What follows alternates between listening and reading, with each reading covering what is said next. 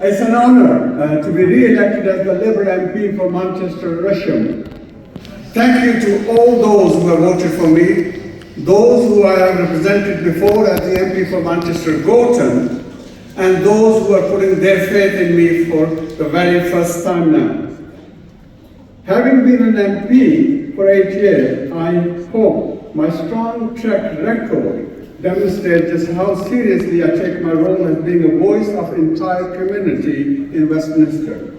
I'd like to be humbly thanking all those who have made this possible, from the returning officer, from counting officers, polling station staff, Greater Manchester Police, and my excellent agent, Tom, my fantastic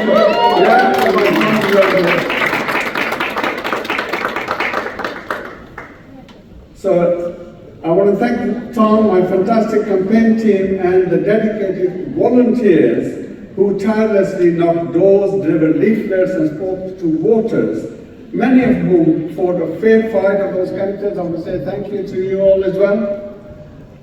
And finally, I would like to thank everyone who has placed their trust in the Labour Party to turn our country around after 14 years of the Conservative riding roughshods over our communities. Many of you have told me about your priorities, about the changes that you want to see, including tackling knife crime, addressing the climate and green air crisis, creating affordable and good quality housing, increasing the number of doctor appointments, bringing down the soaring cost of living, and of course, standing up against oppression across the world, particularly in Palestine. I am so proud that you have chosen the Labour Party to deliver this change we need. We have a lot of work to do to right the many wrongs caused by the Tories, but this is something we are focused on doing to get Britain's future back.